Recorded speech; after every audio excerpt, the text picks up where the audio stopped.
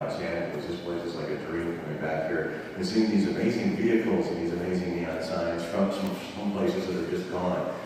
And gone is sort of what I do, really. I own Jillian Party Tours in Hollywood. I started that company in about 2004 it was.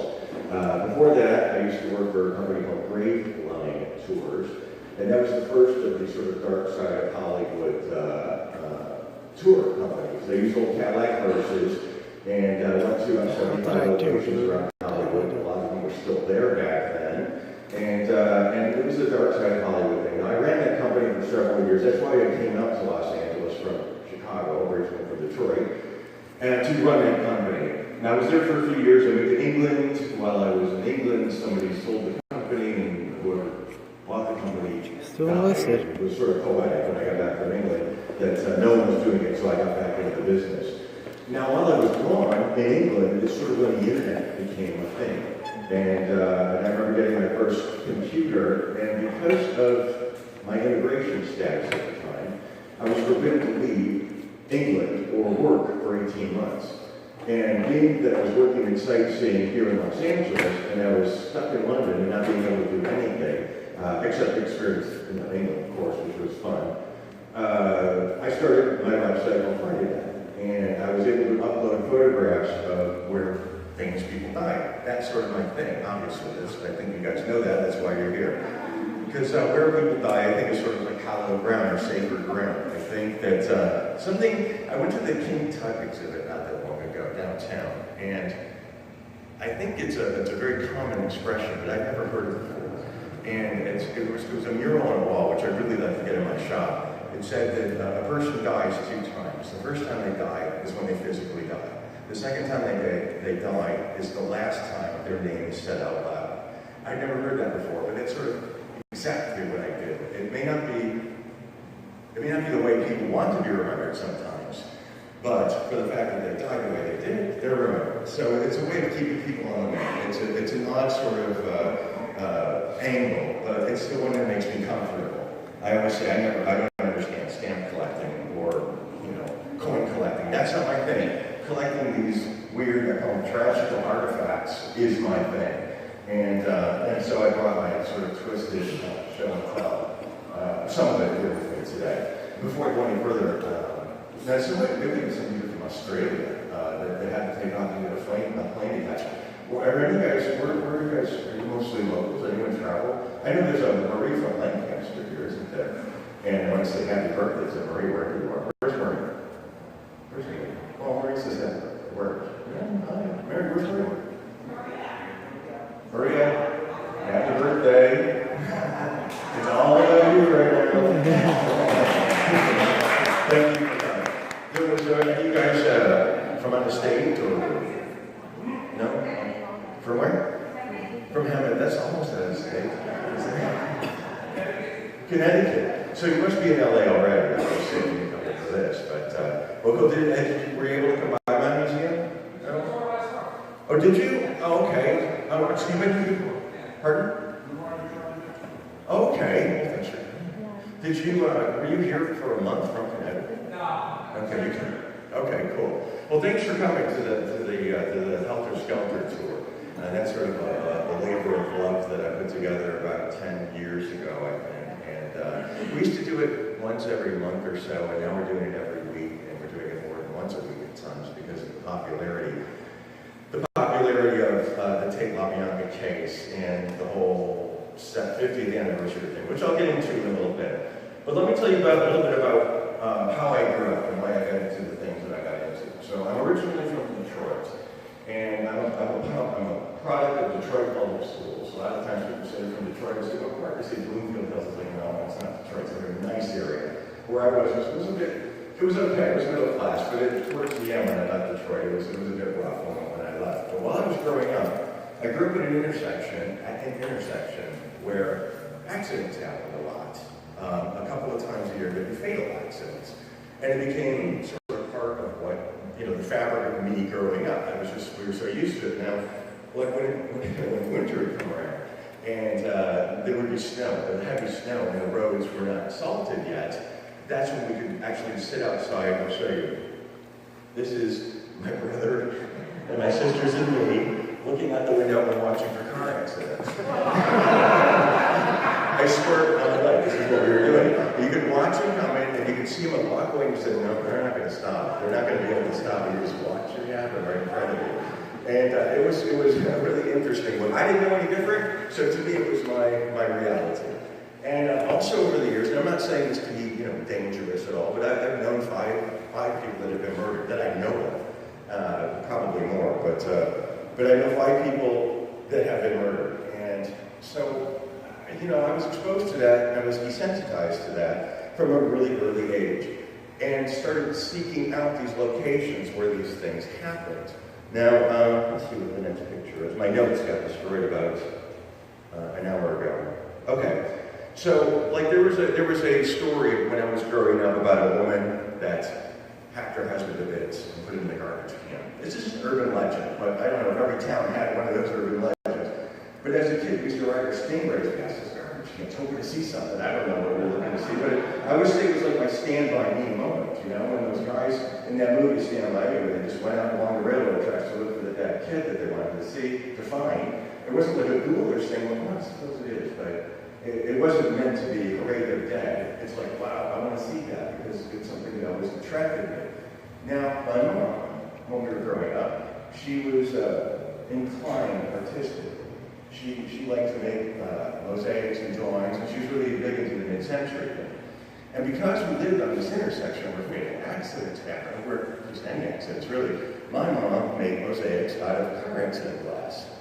So this is really, well, the blue is from like Vic's Vaporwell. You guys probably remember that. But these accidents would happen, and that's back when mirrors were real glass, when taillights were real glass and clear glass. And my mom would go, oh, we need some red glass, go out on the street. And we would dig them out of the curb and bring them in. It wasn't contrived. It wasn't like we're going to do something really dangerous. My mom was just working this old piece of plywood that's made on, my grandfather used to cut apart piano cases. So it wasn't like high, tack on anything. She was just passing in time with usually one of us on her hip and putting these things together. So with that in mind, I started collecting weird things. It just sort of gravitated towards that. And that was our fireplace at Christmas time with the car accident glass. I know, right? So, okay. One of the people that I knew that was murdered, I didn't know her well. Her name was Susan Asaro. Now, she worked at the local pizza joint, and she was abducted from the pizza joint parking lot. Actually, it's a little more complicated than that. Since Detroit was getting kind of rough, our neighborhood was getting rough around that time. Her brother met her in the parking lot and followed her home. And when she got to the corner of where she lived, he took off. And while she was getting out of her car in front of her house, she was abducted and taken to a terrible place, and terrible things happened to her, and she ended up not being alive anymore because of that incident. Now, I can't explain why I did it, but that year, I just got my driver's permit. This was 1979. Cemetery girl. I think, yeah.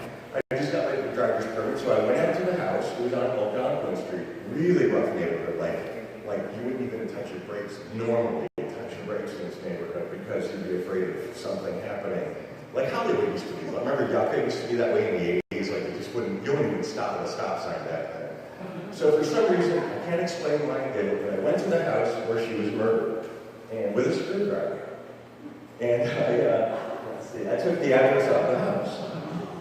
So, I know, it's crossing a line for people. Admittedly, my line is very blurry, but I went out there. Now, that vacant lot is where the house was. That address is now hanging in my shop. And now, dozens of people a week know who Susan Asaro was. She died thousands of miles from here, and she died 40 years ago. But people learn who they are, and that's back down to the second time you died, the last time your name is said out loud. So, it's an odd way to be remembered, but she is remembered, and that to me is really important. And I hope everyone doesn't end up as an address in my house or my shop. But I had it in for over 30 years sitting in a box, and I thought, I should have that thing out. Because that's like the first thing I ever collected. So to me, it means a lot to me. And I don't know if the family ever heard about having it out there. So one of the things that really I love doing is going to places where terrible things happen. It's, and when I lived in England, as soon as I got my residency, and while I was there actually, it was when Diana died, and I couldn't leave the country. And Paris is, just an hour away. And I couldn't get there. It was making me crazy. So I was in London for Diana's funeral, and that was a fascinating time to be there. But I couldn't visit Paris. But when I finally got to Paris, and that's when I started my website, it really was Diana that did it. I visited the place where she was killed. And that is, you remember Diana's funeral. You remember what happened back then. And you remember how crazy it was. 24/7 news. I mean, we were glued to the television because we couldn't believe what had happened. And then to stand there by that tunnel and put my hand in that spot where actually all that crazy fallout happened. To me, I still get chills because it was an important part of history. Not everybody's kind of history, but it's the stuff that I gravitate towards. So finding these locations, and for some reason car crashes are usually good. Again, that's probably just part of my bringing up. So this is like, now here's the Montgomery Clift accident. Remember that? He was in Elizabeth Taylor's house and got drunk. And he lost control of his car and he hit a telephone pole on the way down.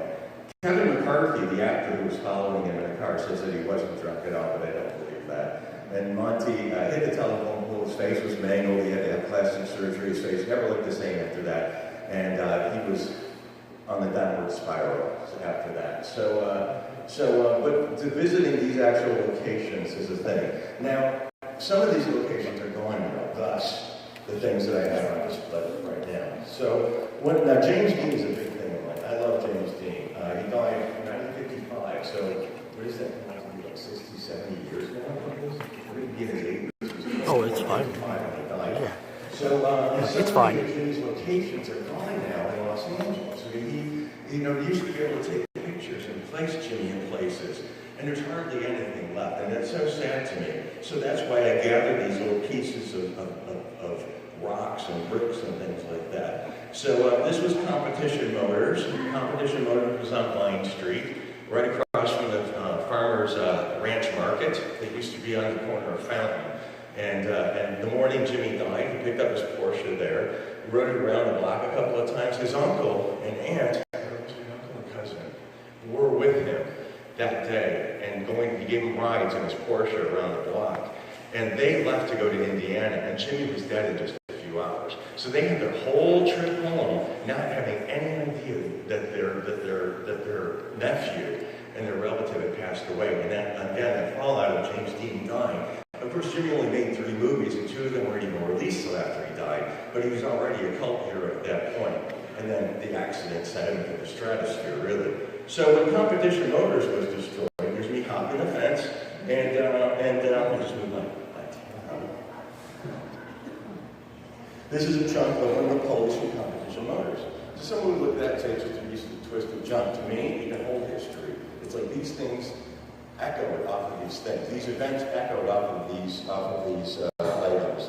And I guess, well, Jimmy is something else. Somebody recently had, just like a couple of days ago, let's see.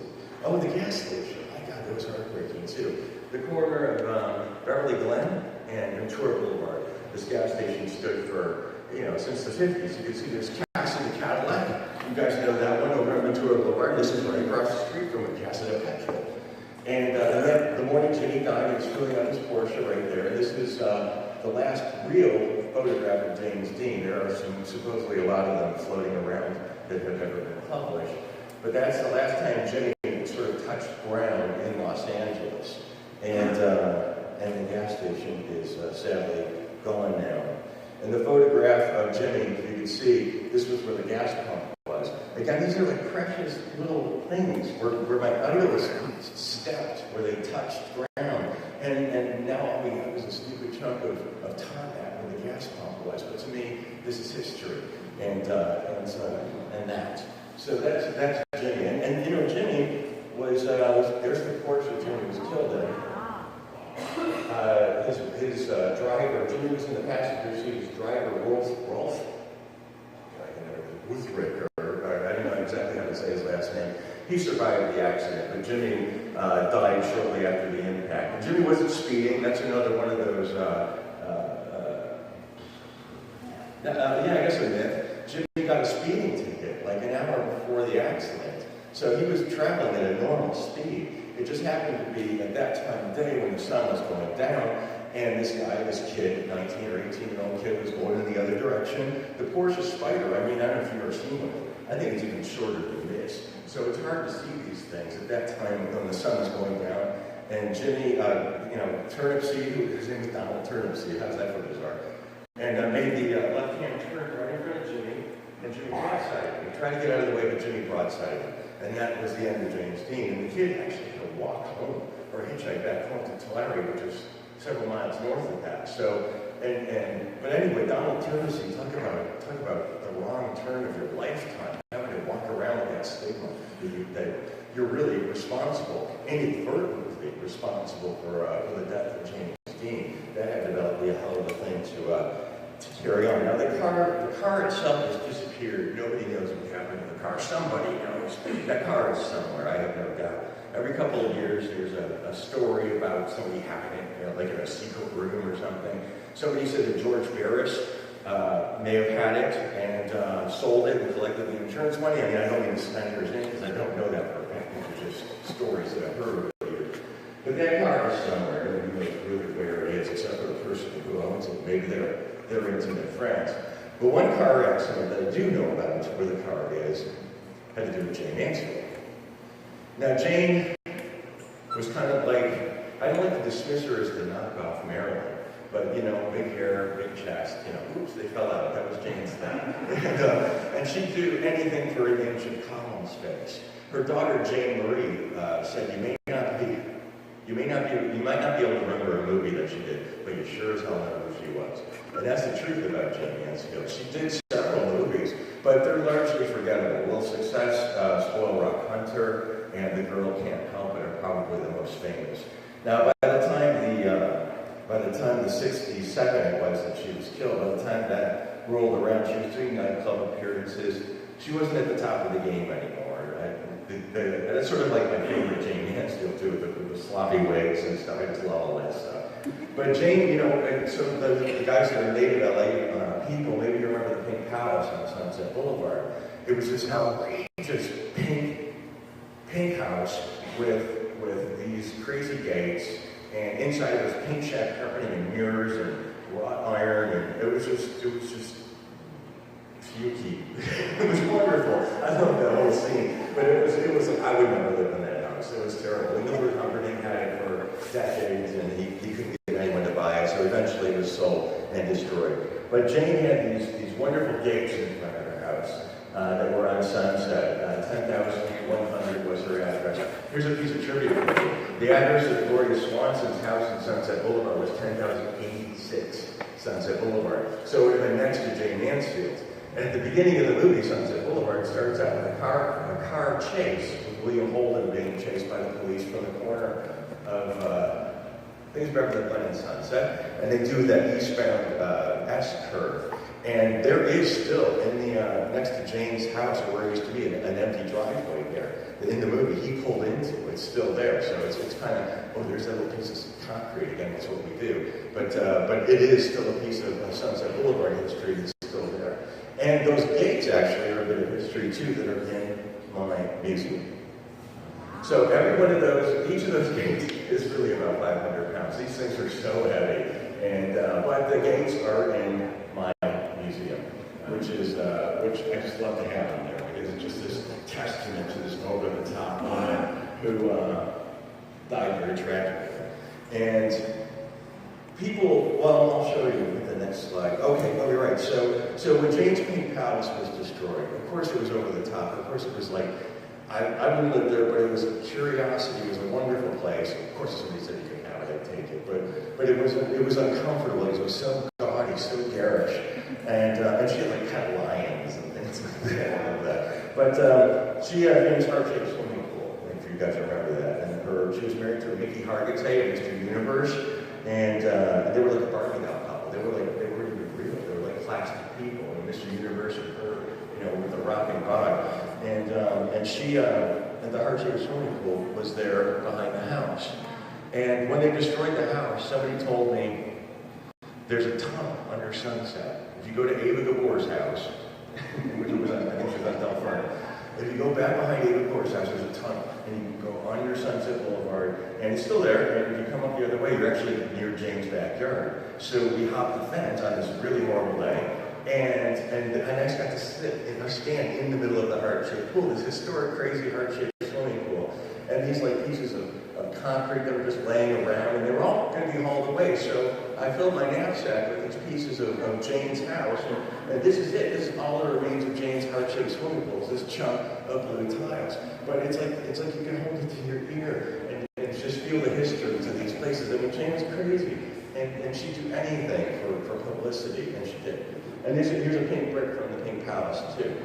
It's like scrambling over fences. She had a wonderful barbecue. I think next to the barbecue is where she had the caged leopard or the lion or something like that. But that was what was left of the barbecue, and I was like, I wish I could take it. That stuff and have it.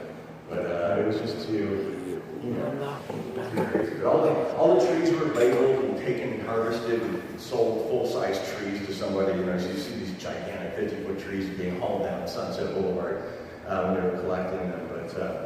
But now, okay, back to the Jane Mansfield doing everything for a bit of publicity. There's the famous picture of her with Sophia Loren. Actually, that was taken just before the famous picture. Remember, the famous picture is her doing the side-eye to Jane with her, Jane knew what she was doing. You can see there's about 10 of these pictures in a row that were taken right before that moment when Sophia Loren is looking at her chest. Because Jane just crossed it out there. And Sophia Loren, interestingly enough, there's a bit of trivia for you. That is the only photograph that she won't autograph. She said she will not do it out of respect for Jane Mansfield, which I think is really kind of a classy move. So, and there's Jane with Anton LaVey. It's kind of gross having his picture up there because the whole church is Satan thing, it just kind of rubs me a little bit the wrong way.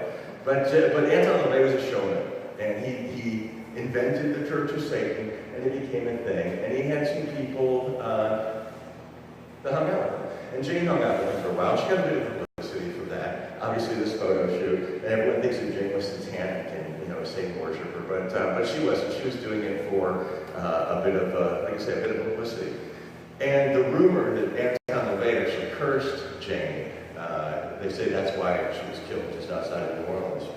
That she had, the story is that he did have a brief romantic relationship with her, and Jane's boyfriend / divorce attorney, very handy, Sam Brody, insisted that Jane be severed, her relationship severed from Anton LaVey. And it was Brody and Sam Brody and Anton, they had the friction. And supposedly the story is, the legend is that Anton LaVey was clipping coupons, and he looked on the flip side of the coupons and there was a picture of Jane with her head chopped off, which actually is another urban legend. That never happened. She was scalped. Jane was scalped. The top of her head was taken off. So people would come up to me and say, oh, I swear I've seen the pictures of, there's the car accident with her head on it. No, Jane was not. We like to say she was decapitated. Not decapitated, but decapitated. But this car accident was pretty crazy. They went underneath a truck. They were going about 70 miles an hour in a dark road between Biloxi, Mississippi, and New Orleans. And they went under a truck. There was a long curve. Nobody was drunk. There were no drugs. Nobody was sleeping. The 19-year-old driver, his name was Ronnie Harrison, was distracted by something in the distance. It was a long turn, and he didn't see that there was a semi in front of him. And I don't know if you can really tell, but that is the exact corner of the semi. If you were to see the actual car today, which you can, it's the exact corner of the semi. So Jane was in the passenger seat, and this is where the accident happened. So literally the top of Jane's head was taken off. So that's one of those urban myths. And if you want to, you can see the car, because it's in our shop too. And it's in Hollywood, and it's on Bronson and Santa Monica Boulevard. You can see the gates. And there's the hotel room the Divine died in. That's the door. And that's from George Burns' pool house. And these are some of the Jane items that we have. We have all this stuff in the shop. Let me see what's next. Oh, okay. This is sort of incongruous. This next photograph, please forgive me because my notes, I kind of lost them about an hour ago. And so the exact names of these next people I can't tell you about, but this is switching modes a bit. Now, one of the things I really like are the things you don't know or didn't know. or sometimes didn't know, maybe you guys know, about things you thought you knew everything about. Now, one story that always fascinated me was Walt Disney. Now, this is Walt. This is his mother, Flora, and his father, Elias, and the three Disney brothers. I know Roy, and I think Roy is there on the left, and I forget the other two names. But the Disney parents, this was back in 1938, I believe, were living in Portland at the time. And for their 50th anniversary, Walt Disney moved them to Toluca Lake, and he bought them a house for their golden anniversary. And he had the people that worked at Disney Studios install a gas heater in his parents' house. And they moved in January, I believe it was in 1938, and this was Thanksgiving weekend. The house is still there, actually, in Toluca Lake. There it is. Beautiful little house. And something happened, and there was a gas leak. And the housekeeper got in the next morning, and she smelled it. She smelled the gas. She opened up all the doors and the windows, and she went into the bedroom, and they were both unconscious in the bed. Mrs. Disney never recovered. Mr. Disney recovered soon enough to get to Mrs. Disney's funeral. So he came right out of the hospital to go to Mrs. Disney's funeral, who was buried at Forest Lawn, Glendale. There. In the Great Mausoleum. Now, that's the Great Mausoleum you see right there. That is sort of like the A-listers graveyard in Los Angeles. That's the one that's difficult to crack if you're a grave hunter like I am, because they always have guards and cameras and everything. So, but if you can find your way in there, and, Elizabeth Taylor's in there, Jean Harlow's in there, and Red Skelton, and Sid Grumman, and I mean, so many legends. Clark Gable and Carole Lombard are in there too. And Mr. and Mrs. Disney, Flora and Elias are there on the floor, just one hallway over from Gable and Lombard. And Walt Disney is actually outside in the garden, just over here, outside the Freedom Mausoleum. Just a really modest little grave. It's a cremation. And this addresses the rumor that he was frozen, and which is supposedly not true. I don't know. You've heard the story, I imagine, right? Corpse was frozen, cryogenics. And the story I always heard that it was under Main Street, USA, in a Snow White dress. I'm not saying it's true, I'm just saying it's a funny story. But one of the Disney daughters, I guess she does, she occasionally will tour around with a little Q&A thing, or she'll do a presentation about Disney. And then once she opens up the floor, she goes, first off, no, it's not true. That's all she says, and everyone knows what that first question is going to be. Is Walt frozen? So, but I love that Disney on Ice, isn't it? Okay, now, switching, but it's still Disney related. I wanted to show you something. Again, one of those weird, unusual things that you thought you knew, something you didn't know about somebody you thought you knew everything about. Annette Funicello. We love Annette Funicello. She was like, I don't know, she was like a fairy godmother. You know what I mean? She was just a wonderful, nice person. And there she is in her Encino house. I killed it. It's beautiful. And talk about somebody that just could not get a break. It made no sense. Annette having multiple sclerosis. And then shortly before she died, her house burned down. All these terrible things happened to Annette. It was really, really sad for the whole thing to unfold. And she ended up passing away in Bakersfield. But here's something that was really strange that I learned about her afterwards. There she is on the Mickey Mouse Club dressed like a cowgirl. And that was actually literally a pistol packing mama. And over there in that circular frame, you see Annette's gun license. Guns permit. And I had a gun permit, which I think is fascinating. You want Annette walking around with a gun? That's just fascinating to me. So there's her gun permit is over there too, along with some celebrity toe tag. There's lots of stuff there I didn't talk about. Okay. Now, right, the next one is more James Dean related, but with the movie Time. There's Rock Hudson. Now, Rock Hudson was the first big celebrity to pass away from the AIDS virus back in 1985, and that was pretty scandalous back then. Nobody knew what it was, and that he had. And it's a heartbreaking story. If you read any books about him, he was on his deathbed, and some people wouldn't even walk in the room.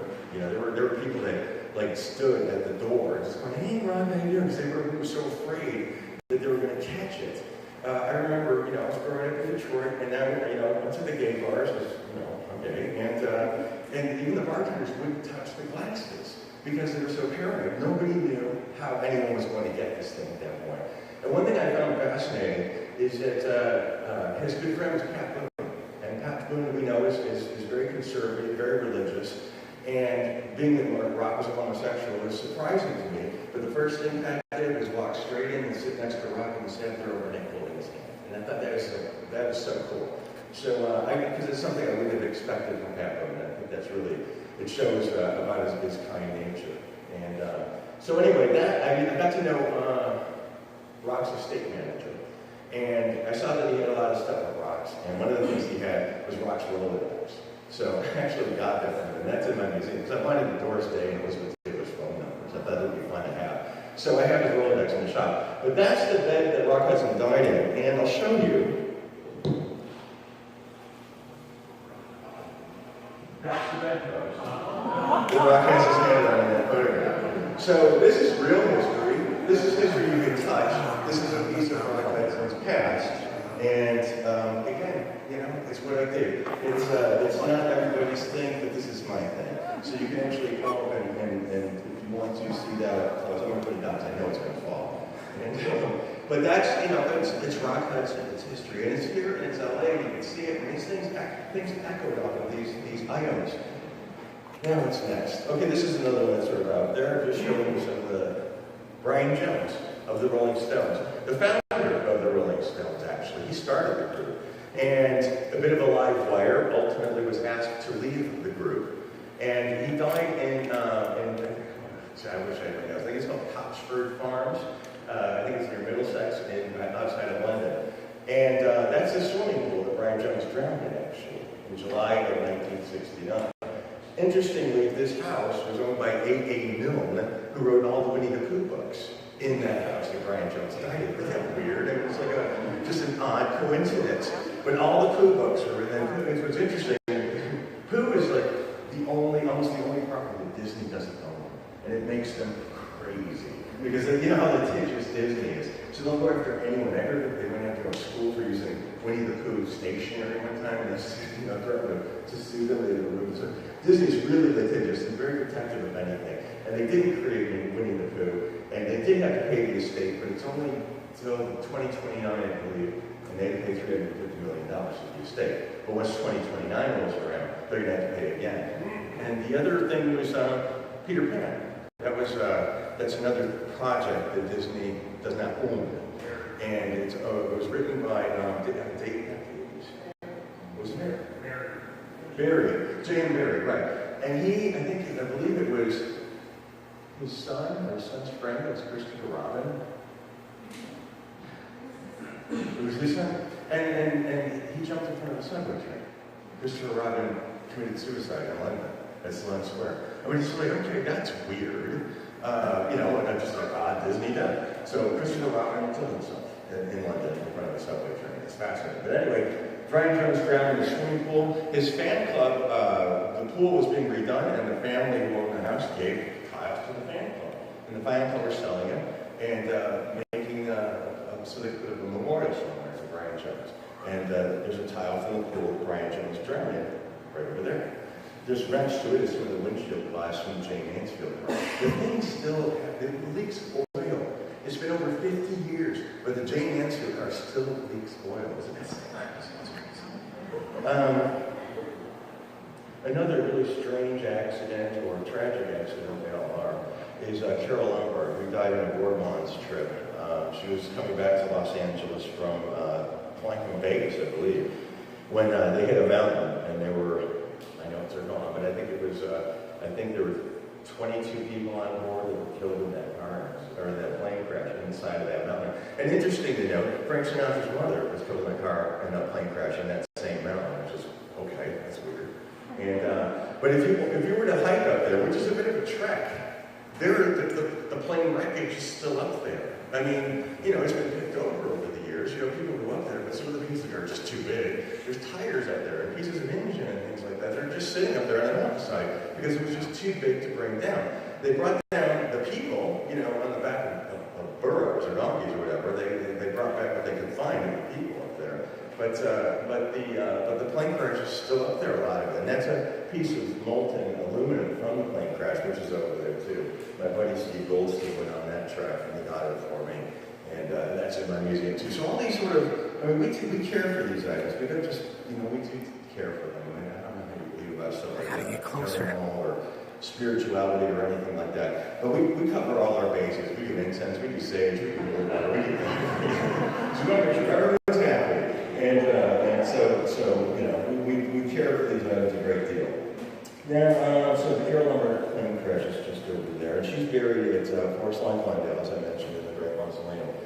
And I don't know if it's true, somebody said no, they do have her in there, don't they, Joe? You know that, right? They have Carol Lumber in the casket. Somebody said, for one, there was a story that Clark Gable gave her an earring, or she gave him an earring, and so when this pair is together again, Nellie Mary was the earring, but that's not true. They actually found a lot of her. There's another one of those urban myths. Oh, another urban myth, just so you know, this is off, not related to anything. Mama Cass did not choke on an egg sandwich. There. Cass Elliot had a heart attack in London, and somebody, I found the actual article, there was a coroner's assistant that said, I think, this is in the front page of a British tabloid, I think you will find that after the autopsy has been performed, she will have choked on a sandwich. That's where it came from. So some guy just, who wasn't even the coroner, he was the coroner's assistant, spoke to the press and came out with that stupid statement, and now Mama Cass is the butt of a joke because of the stupid sandwich prover. So that's just one of the things that we do, disproving myths. Now, another, that was crazy. The blood? I think there were 33 people on board, I think 60-something people on board, I believe, and 25 or 30 of them passed away. But there was an ambulance driver that I met about 30-something years ago, and I got a piece of the wreckage that's over there. Let's see, if you were so inclined. I mean, a piece of the Hindenburg, you can actually see, I tracked down a photograph. It's not at that location. The Hindenburg was a big ship. But you can see how they have some of the piece of that metal that's over there, or aluminum. It's a really lightweight, special Hindenburg aluminum that they invented. You can see how it's represented, like that exact piece of aluminum is in that location. What's next? The Hollywood sign. Okay, just a Hollywood place. The Hollywood sign built in 23, originally said Hollywood Land, which originally the span of 2 American football fields from the 80s to the second tee. Ultimately, I think it was 1947 that the land part was taken down, and just the word Hollywood sat there for, like 50-something years. We had earthquakes and the elements and vandals and etc. So by the time 1977 rolled around, it was falling apart. And Hugh Hefner started the direct to have the sign replaced at the cost of $27,700 per letter. Hugh Hefner paid for the H, Andy Williams the W, Gene Autry the Y, and Alice Cooper paid for the last O in memory of Groucho Marx, who was a good friend of his, who died a year earlier. Isn't that interesting? But this was what was left of the letter H when they took it down. Somebody assembled the whole sign, or had the whole sign in his garage, and they got a big piece of the H that Peg Entwistle, the actress who was born in Wales, jumped from in 1932, September 16, 1932. Peg, who lived in Beechwood Canyon, which hosts the sign, this is Beechwood Road over here, was staying at her uncle's house. She wrote a suicide note. She had just, she came out to be an actress. She was married to an actor named Robert Keith, who was a successful actor on the stage in New York. They fell in love. They moved to Los Angeles. It turned out that Robert Keith was physically abusive. This is according to the divorce documents. He also had a 5-year-old boy that she didn't know about, so they divorced. And September 16, 1932, she wrote a note. The note said, "I'm sorry, I should have done this a long time ago. Angie. A lot of pain." And she signed it with her initials, and she crawled up the hill, climbed up all the way to the top of the 50-foot tall letter H, and dove. So she became very famous in a way she never intended to. And a bit of trivia for you. So there's a piece of the Hollywood sign over there. You can actually touch the Hollywood sign, the original Hollywood sign. The 5-year-old boy was Brian Keith. Remember him from Family Affair? That's the 5-year-old boy. So who committed suicide 15 years ago? About 6 months after his daughter, Daisy, committed suicide. So it was Brian Keith, his daughter, and his stepmother committed suicide. It's fascinating. I'm a little from Family Affair. Oh my gosh, how interesting is that? Now another fascinating lady was Mae West. born in Italy. She lived in the Ravenswood on Vine Street with her pet monkey, Tricky. I mean, I love that. I mean, so out there is that. Who has a pet monkey? You know, swinging from the curtains. And in this apartment that she lived in, she didn't live in the penthouse, she lived in the 6th floor corner apartment like that. She didn't want to live on the roof because it was too hot during the summer. They're not air conditioned. But my friend Kimberly lives in that apartment now. So she let us go in, and I've been in there several times. And it's pretty interesting because May had this ornate bed that was actually attached to the back wall of the bedroom. And if you walk up to the wall, you can actually, with a picture of May in her bed, you can actually see the outline on the wall still. So it's kind of cool. And she had a double door because she was afraid someone was going to kill her. She had like a bulletproof door on the front of it. And it's really a modest little apartment too, surprisingly. You'd think that Nick West would have this sprawling apartment in Hollywood. It was really just a modest 2-bedroom apartment in an apartment building. And it surprised me because the pictures you see are always this grandiose palace. The pictures are done with like fisheye lenses because it's really actually a tiny place. But you can see May kept her number published in the phone book until the day she died. Fred and I called once and she answered, she has to be this is going on. Somebody who did it, Robert Evans, has to be British. I think if you call him, he pretends to be his houseman or something like that. But Mae West was a pretty lady. And you know she had a pretty smile. Well, she had a pretty smile because she had these teeth in her mouth. These are my mentors. If you're going to come to see Mae's teeth, they're actually right here. The auction house that handled Mae's estate handled all of Mae's belongings. They wouldn't touch the teeth. But somebody I knew contacted me and said, "Do you want to buy Mae's teeth?" I said, "Perfect." So, because it's something that people use every day. And you can all kind of, well, I don't, but a lot of people do. But they're everyday items that these people that became legendary, you know, as part of their everyday lives. And to me, that's kind of, that makes it more interesting. We have now I know that Tommy, you have some of Sharon Tate's items in here. We have one of her brassieres. You know, it was sold at an auction, believe me, we paid dearly for it. But we have Sharon Tate's brassiere in our shop, and it represents her as a human being. You know, because we can all sort of relate to that. You know, she wasn't just this picture on the bed of Ballad of Dolls or the little, you know, maybe snippets that you see here and there of her film clips. But she was actually a human being who walked and talked and wore perfume, same with Mae West, and put her teeth in her mouth, and they were right there after her. And, but she was an odd duck. A lot of people think that she was actually a man in drag. Or trans, I guess I gotta say that now because it's wrong to say drag. But yeah, but if you do think about Mae West, she's a very interesting individual. A very over-the-top female character.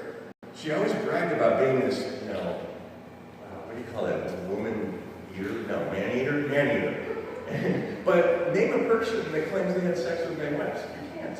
Can you? I can't. Cary Grant, but no, you know, not Cary Grant. So, but you know, she's supposed to be this man-eater, but name a guy. You can't name a guy that she ever had sex with. So it's just interesting, this over-the-top female character with this body sense of humor. She always surrounded herself with these muscle men. Most of them were gay. And okay, that's interesting. So I'm not saying, I'm just saying. So Mae's teeth. Okay. The next one, another artifact that we have here, Lucille Ball. Now I'm going to say, this is my little PSA time.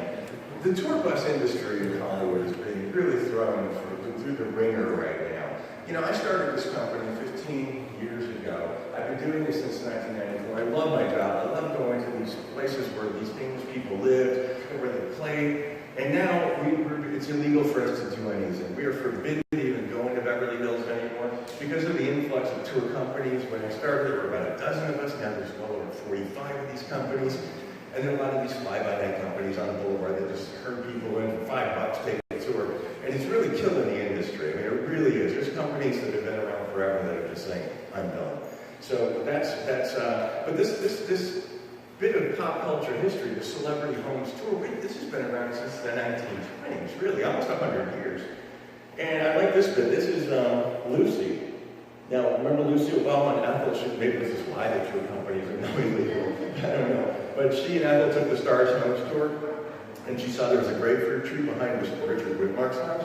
So she got off the tour bus in front of her, well, actually, in real life, that was sold on her street. And that's, she Jimmy Stewart's house that she got up in front of, and they didn't say that in the show, I just know that. And then she crossed the street with Ethel right there. That's Lucy's own house. So you can see the corner of that house. That's the same one. So Lucy was smart because she got a location fee, as well as her fee for doing that show. Because that's the wall. Now I don't think they really used that. That was soundstage. But that's the wall that they walked up to in that scene. And she hopped the fence to grab the grapefruit. And there's just that wall in here somewhere.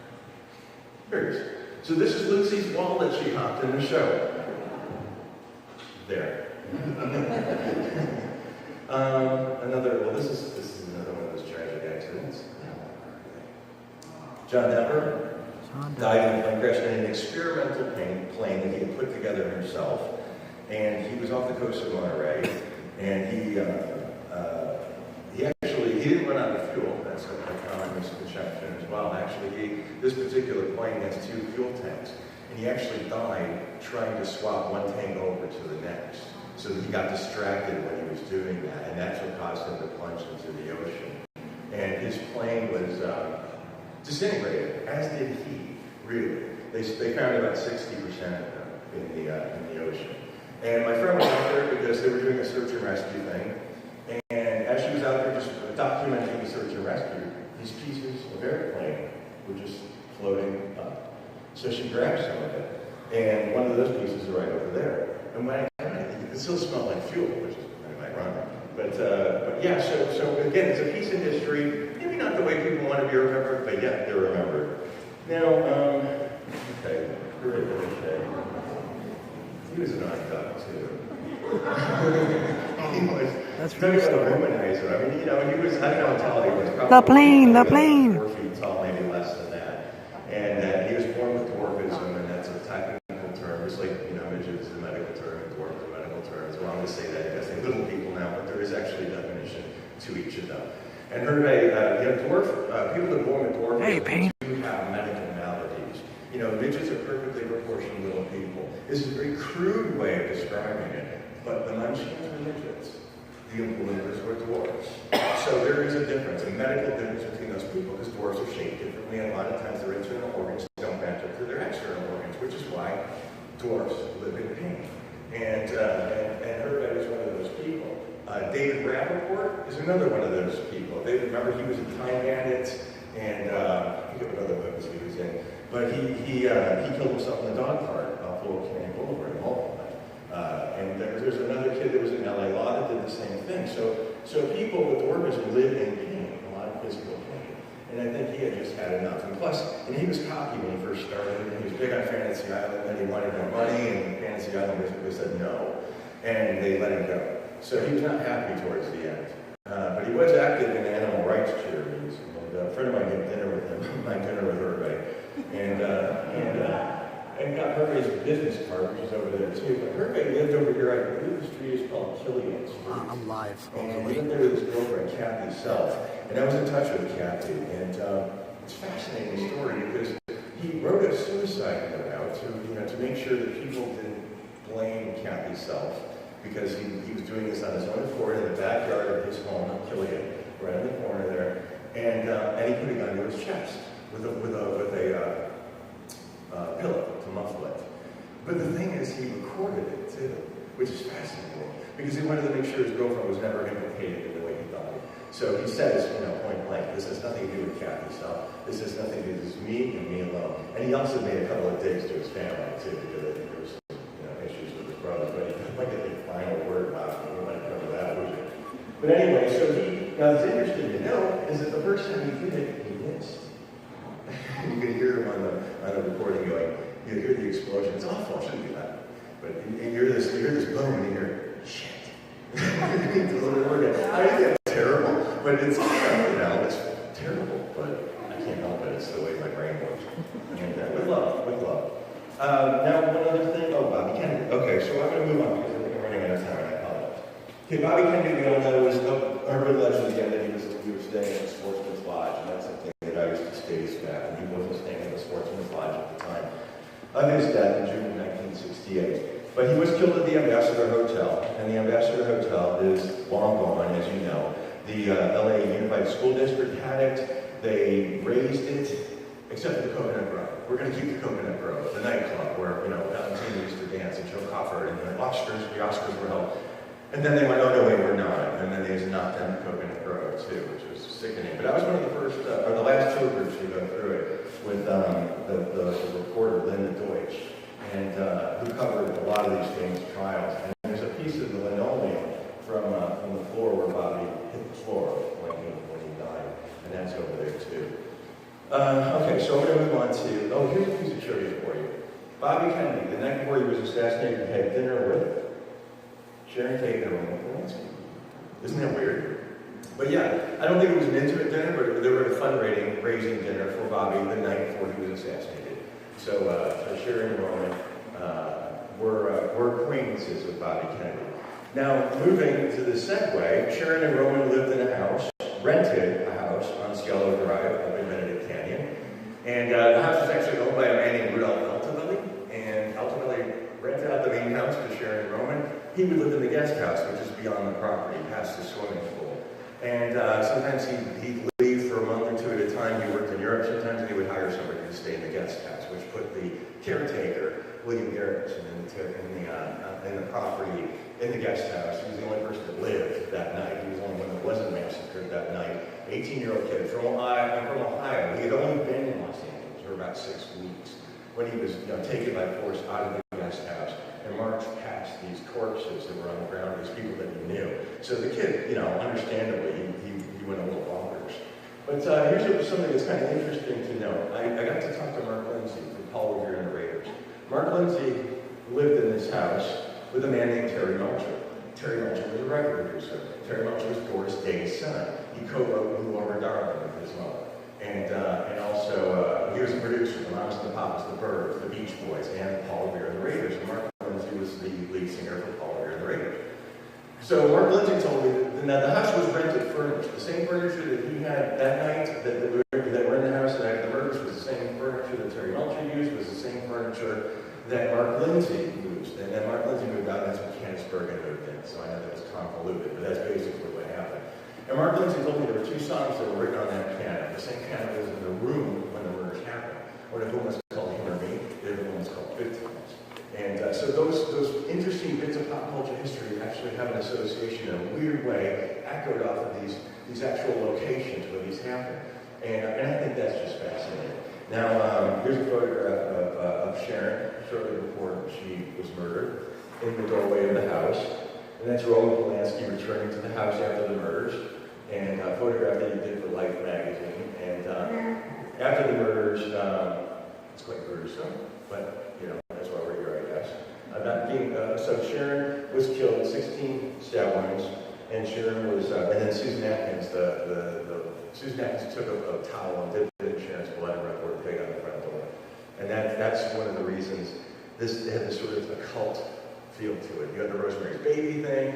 Sharon did a movie called High of the Devil. Sharon and Roman did Fearless Vampire Killers. So it had this occult sort of feel to it because it looked, just all these sort of satanic worshiping business.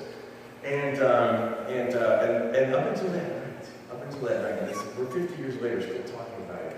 Up until that night, you thought you were safe in your own bed, and you weren't. Abigail Folger was literally in bed, wearing a nightgown, reading a book, and within 30 minutes was on the front lawn with 28 stab wounds.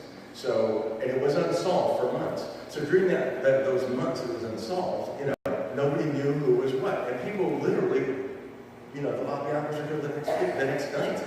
So nobody knew who it was, and it really put LA into a panic. And I think it's one of the reasons that this case still is a fascination today, because of the fear it put into people, and also the book Helter Skelter, which is the truth of the trial. I'll say that Helter Skelter, the book, is the truth of the trial. The whole race war thing, and it's a lot more complicated than that. But Mr. Bugliosi wrote Helter Skelter, and Manson masterminded the whole thing because that was the only way he was going to get Manson on these 7 murders, since Manson was not in the room when anyone died. It's never been proven that Charles Manson killed anybody. So when people call him a killer, well, maybe, but nobody knows if he ever killed anybody. We know he tried. We don't know if he killed anybody.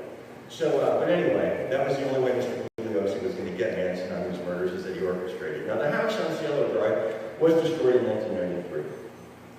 And And the man who owns the house now, it was owned by two brothers, Weintraub. They bought it from Altobelli, who owned the house originally. They destroyed the house. They were going to build a brand new house, an expensive, massive mansion. They lost their butts.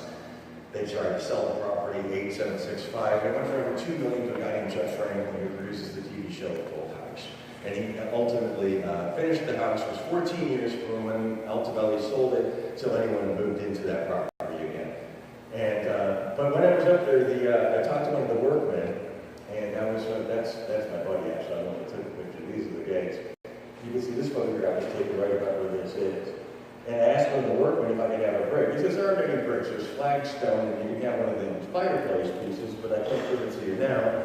You'll have to come back later. So I went back later, and he didn't tell me. He didn't leave it for me. But I knew where they were. So I hopped the fence with my truck. And here's one here. So this is a bit of the fireplace from the tea house. So again, this is history.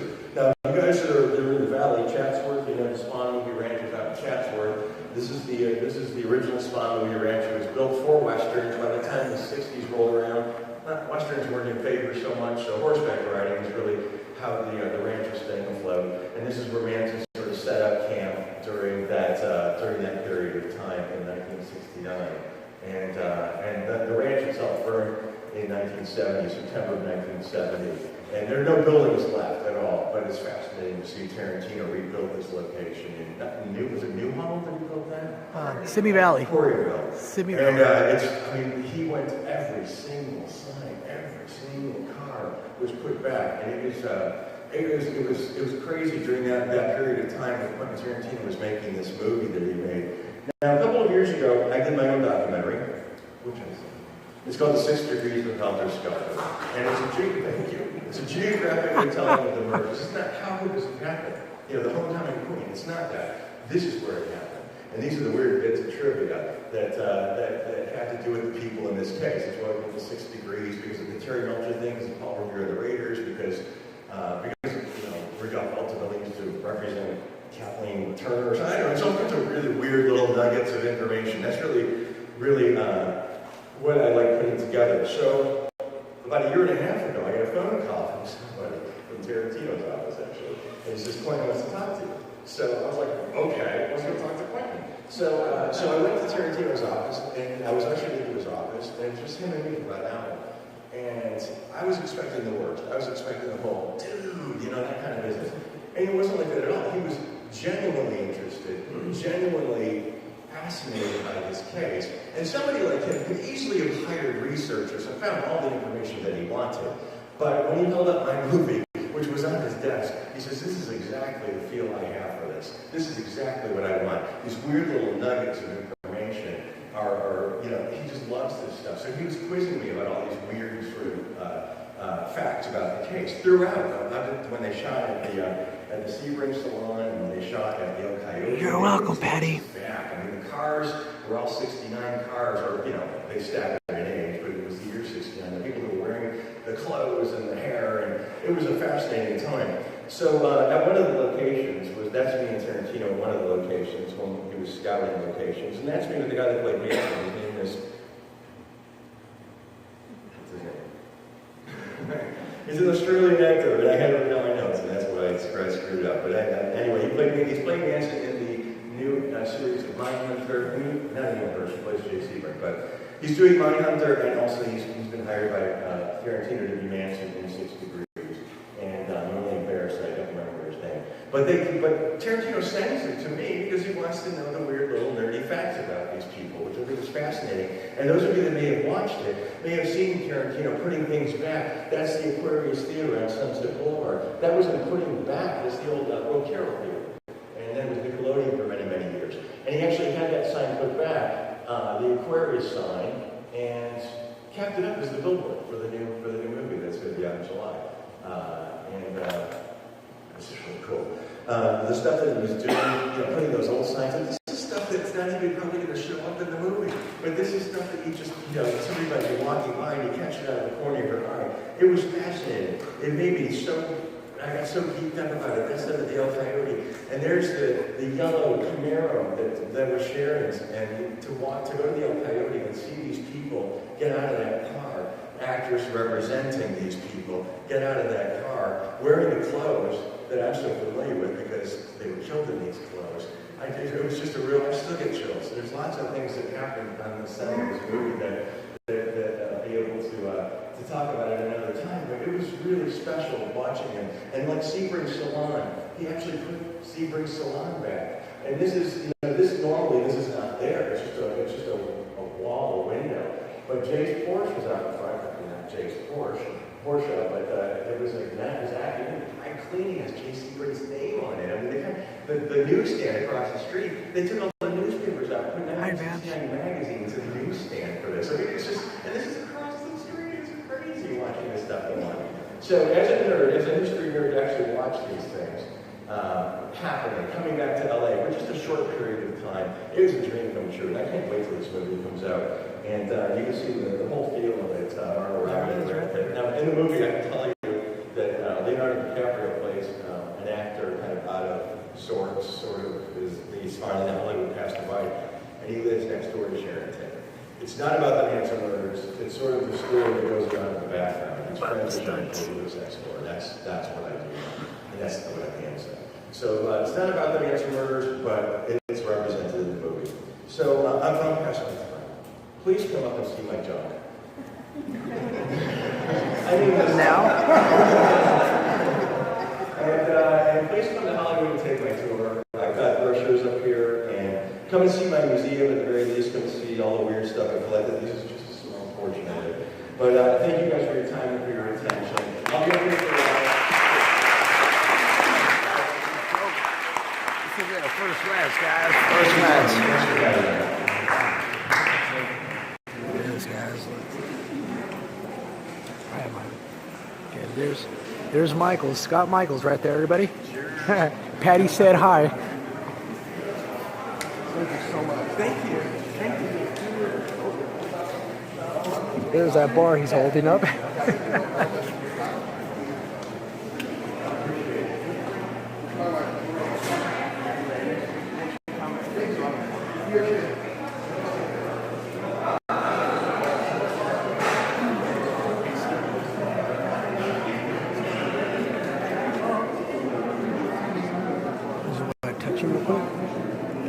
That's for you, Jackie.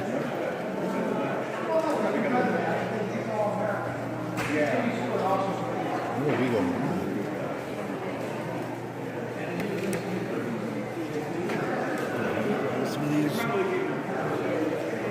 Let's go grab some brochures to myself. All right. Look here, folks.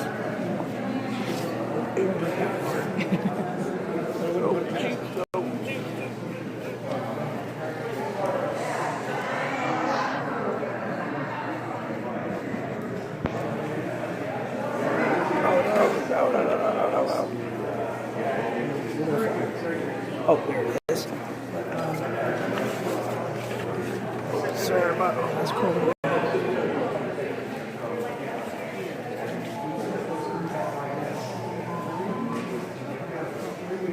Alright, guys, I'm hogging everything up here. I gotta move.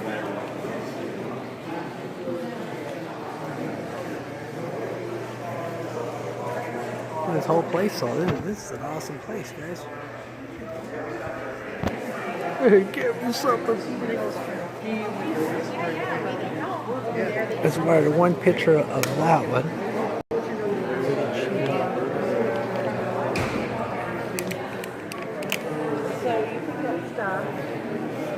Alright, so this is it, guys. I was kind of hogging the whole place up right there. And once again, Scott Michaels. This is awesome. You're gonna like that, Bert. Look at this car right here, dude. Yeah, I'll get you some nachos and some Pioneer. Remember that Pioneer right there? Dude, look, the Rolling Stones video game. Remember this one here? Hey, what about the Kiss?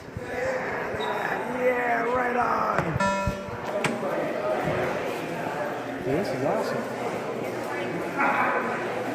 It's just kind of hard to get all through that whole crowd there. It's just Oh, the chipmunks. I missed this one.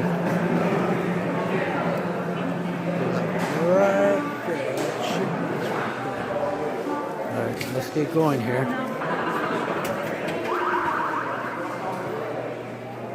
Dude, this is an awesome place, man. Jesus. Christian Hosoi, yeah! What do you guys know about Hosoi? Back to the Future, look at that. Oh yeah, I'm gonna play one right now. I just want to, dude. You gotta see this stoner. Those pictures were bad, dude. Oh, Butch is gonna like this. Check it out. All those old boxing gloves. This place has it all. Here's your ruler, by the way. What size ruler do you need? But I saw the Bears. The Bears thing was over here. Actually, on this. I know I saw it. Where was that? Oh, there it is. Just want to show you the Bears. Tanner, remember Tanner? Hey, Tanner. This is Tanner, the old Bears right here, guys. Hey, Dolowit, what's up? There he is right there. Hey, it's Tanner. Yeah, that was Hosoi's board, dude. But this is the best right here, Tanner. 2 spicks and here, okay? There's the Bears. Check it out, dude. There's the ball right there. Dude, that ball's worth a lot. Tanner signed that, dude. Tanner. There's Toby. Remember Toby? The little Bears, man. OG pictures in the background. Dude, there he is. Tanner. Old McDonald's. That kind of looks like that puppet. Dude, remember this guy? The Noid or whatever his name was? That was cool. Bunch of ashtrays and stuff out here, guys. Look at all these ashtrays, dude. That was awesome. This place is badass, though, dude.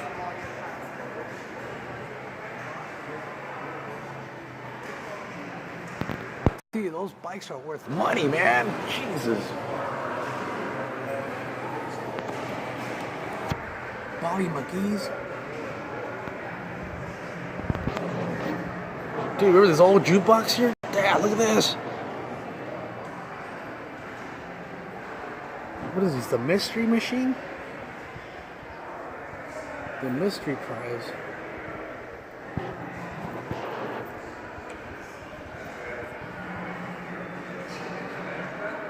There's just too much to see right here.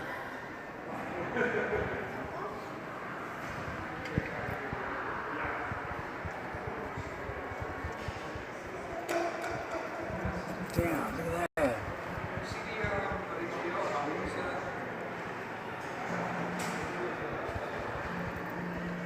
Dude, look at that. What, that is awesome, dude. The OG Kentucky Fried Chicken bucket. That is awesome. Big boy right there. Well, you can play this too. Look at this.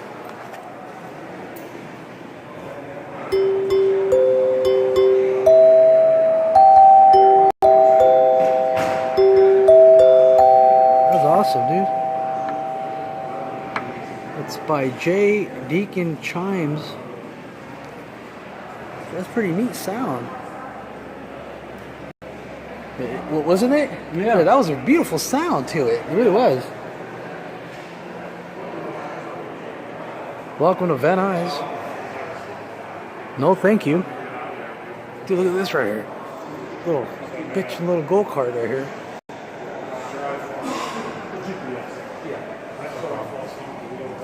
Dude, Henry's Tacos. Remember Henry's Tacos? Right there on Lower, was it,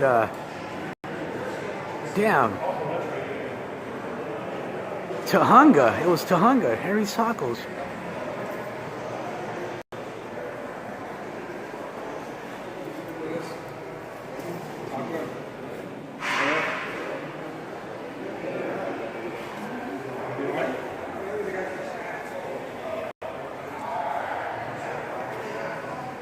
Dude, the race cat. That was awesome, dude.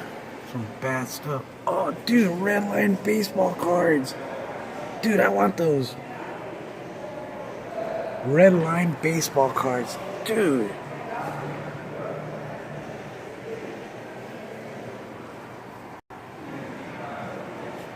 I'm surprised they really do have a lot of BMX stuff out here. That is awesome.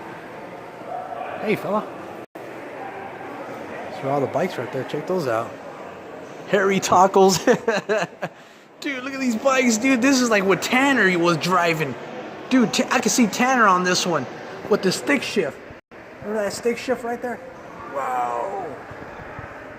Old mongoose. Dude, this is cool. That is awesome. Look at these. Dude, this is a Charles Manson bicycle, Schwinn bike here. Look at that. With the banana. And the whole gears. Yeah, any Beatles cards, I think I've seen those too. Just gotta look for them.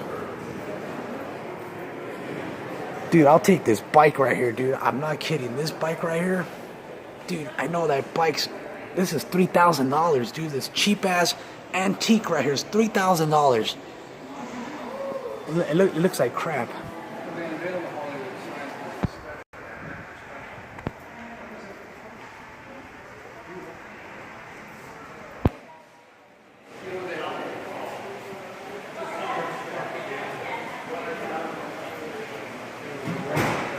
Alright, we're just gonna go around one more time and that's about it. The boots right there.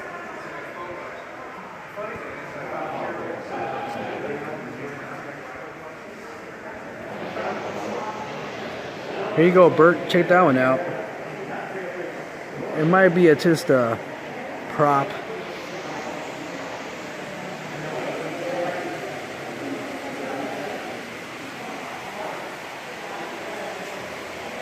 This is more like Civil War here, kind of situation here.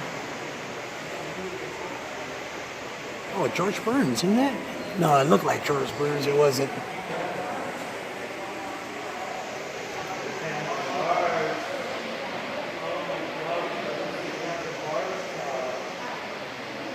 That's for you, Cheryl.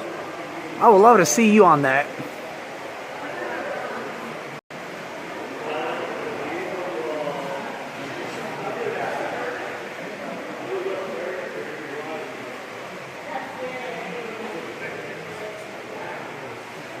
Or on this one, Cheryl. How about that one? That's beautiful. Look at that.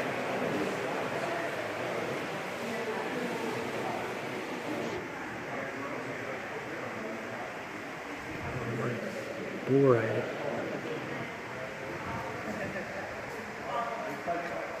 Western Terry Wilson.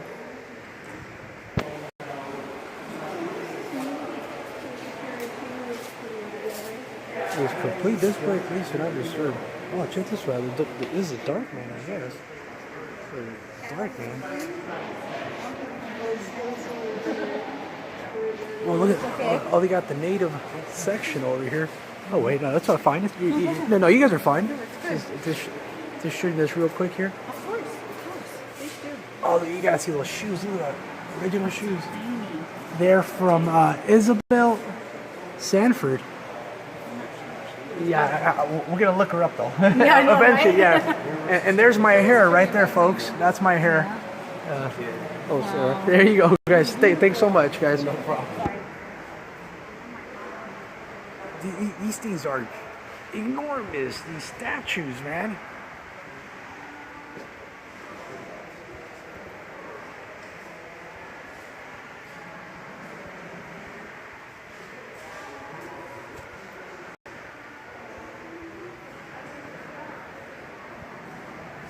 Hank Williams. Look at that, baby. Yes. Hank Williams.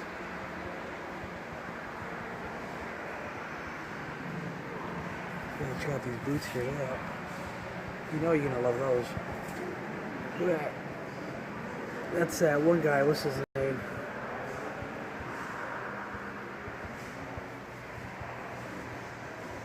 Designer.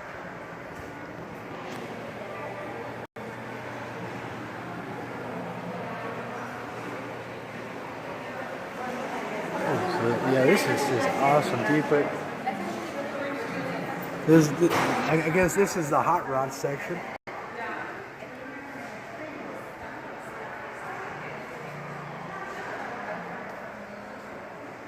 Dude, you gotta check out this is the heavy metal section. This is the heavy metal section, folks. AC/DC, Black Sabbath. That's for you, Dole.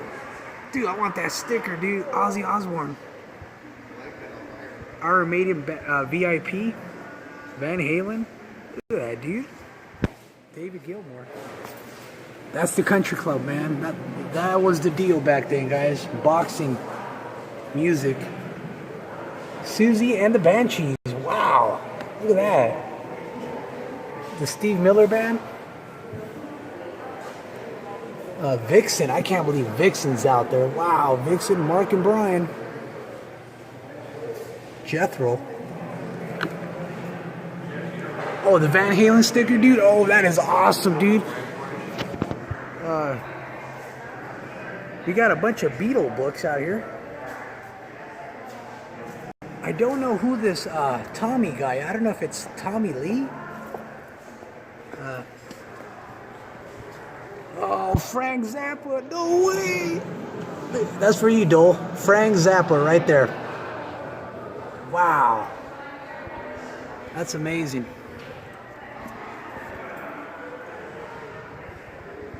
No, the Van Halen sticker, it's not a sticker. Yeah, it's a sticker, but it's a VIP.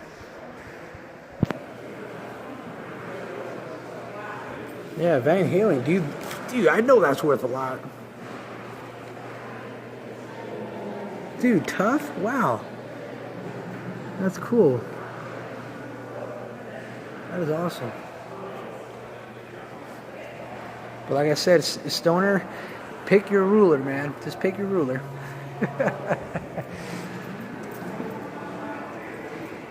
I was trying to go back into this real quick, guys, but oh, now we could. It's a little empty now. So we'll just do it one more time, guys. We'll do it one more time. It's empty now. We can check it out now. There he is right there. The bleed, the bleed.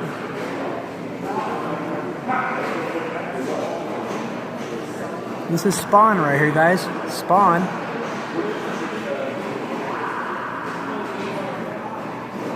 Ryan Jones. And we have a windshield from the Manfield car.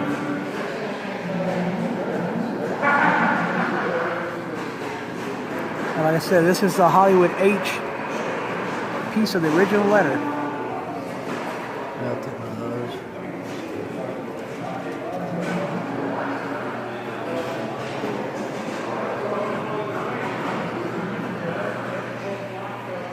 That's the two favorite episodes. Oh yeah. Dude, this is awesome. I like this one. It's beautiful. Take one of these too.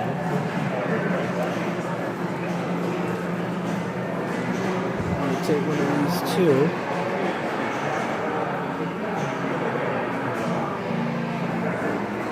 That would. Dude, are these guys real quick? Mo and Jack. And these guys are up there real quick. That's awesome, dude. But this is it, guys. So one more time, because I got to get going. I say that's part of that one thing, right?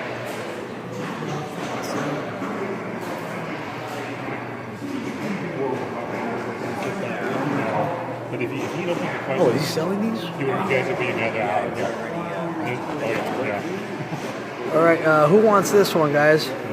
Hey, how much are these going for? 15. All right, I'll take one for now, and one lucky member is going to get this one. Oh. Do you have a card or a... Yeah, I'll cash.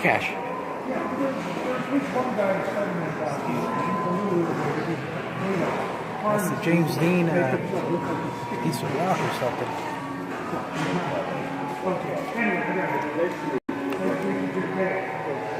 You're welcome. painful. Those are her teeth, believe it or not. Take care, actually.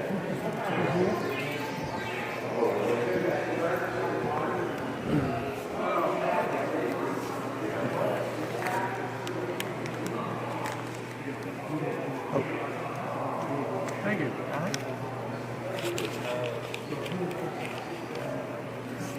All right, here you go. Thank you so much. All right, so there we go. I was gonna grab that one. All right, so one lucky member is gonna get this one here, right from the treasures of Scott Michaels. All right, thank you so much, guys.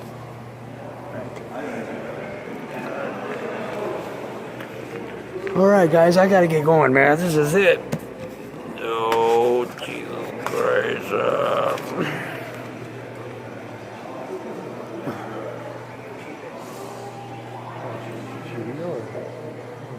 I thought she was real at one point.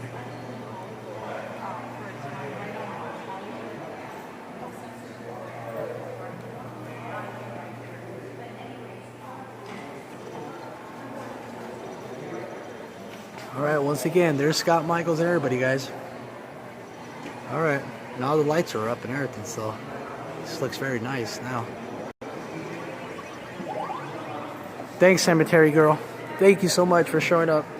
And everybody else. Oh, you wanted the nachos? What was it? You wanted the nachos? Leash? You're in luck. They're only 35 cents. Wow. All right. Once again, guys, this is it. Oh, right there. That is awesome. All right.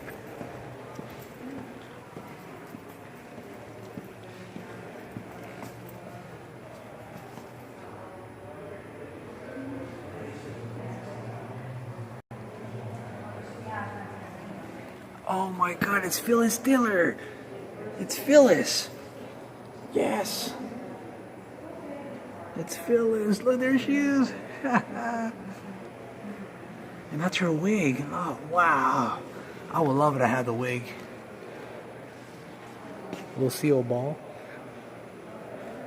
Bob Hope. There's Bob Hope.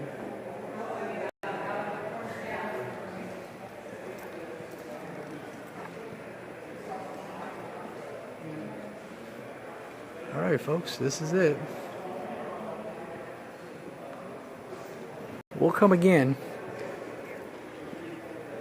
There it is. Peace out. Later, folks. Thanks for showing up.